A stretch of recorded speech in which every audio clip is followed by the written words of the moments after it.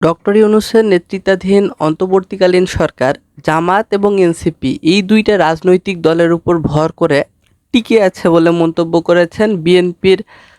সর্বোচ্চ নীতি নির্ধারণী ফোরামের অন্যতম প্রভাবশালী নেতা মির্জা আব্বাস। মির্জা আব্বাস বলেন, এনসিপিকে সরকার গঠন করেছে এটি সরকারের তৈরি করা দল, আরেকটি পুরনো দল যারা ৭১-এ স্বাধীনতার বিরোধিতা করেছিল, বাংলাদেশের বিরোধিতা করেছিল সেই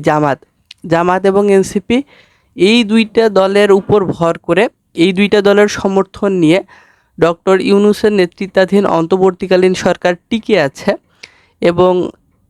এই সরকার ডক্টর ইউনূসের নেতৃত্বাধীন সরকার আগামী নির্বাচনে জামাতকে এবং এনসিপিকে জিতিয়ে দেওয়ার জন্য ক্ষমতায় নিয়ে আসার জন্য যে কোনো ধরনের মন্দ কাজ করতে পারে। আওয়ামী লীগ যেটি করেছিল যে দিনের ভোট রাতে করে ফেলেছিল, তো রাতের আধারে ব্যালট ব্যালট পেপারে সিল মেরে ব্যালট বাক্সে সেই ব্যালট পেপার ভরে রাখার যে নজির আওয়ামী লীগ স্থাপন করেছিল, ঠিক এইরকম একটা ঘটনা ঘটতে পারে বা এইরকম যে কোনো কিছু ঘটতে পারে। যে কোনো কিছু ঘটানোর মধ্য দিয়ে অন্তর্বর্তীকালীন সরকার ডক্টর ইউনূসের নেতৃত্বাধীন এই সরকার আগামী নির্বাচনে তাদের দলকে অর্থাৎ এনসিপিকে এবং আরেকটি পুরনো দলকে জামায়াত ইসলামকে, এনসিপি এবং জামায়াতকে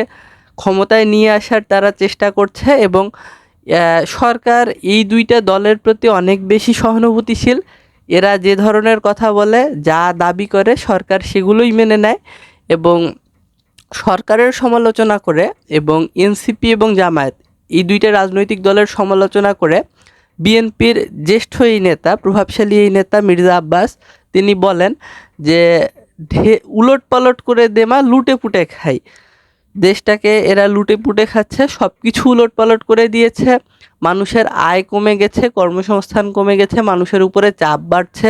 ফুটপাতে দোকানের সংখ্যা বৃদ্ধি পাচ্ছে, মানুষ ভালো নেই, দেশ ভালো চলছে না। অথচ সরকারের এই বিষয়গুলোতে কোনো নজর নেই। সরকার সংস্কার করে করে সব কিছুকে তালগোল পাকিয়ে ফেলেছে, কিন্তু আসলে প্রকৃত অর্থে সরকার কি সংস্কার করলো এটি জনগণের কাছে বোধগম্য নয় বলে মন্তব্য করেছেন বিএনপি নেতা মির্জা আব্বাস এবং আগামী নির্বাচনের বিষয়ে সবাইকে সতর্ক থাকতে বলেছেন এবং একটি অবাধ সুষ্ঠু নির্বাচন নিশ্চিত করার জন্য দেশবাসীকে সতর্ক থাকার যেমন আহ্বান জানিয়েছেন, ঠিক তেমনি সরকারের প্রতিও আহ্বান জানিয়েছেন যাতে সরকার একটি গ্রহণযোগ্য অবাধ সুষ্ঠু নির্বাচনের আয়োজন করে।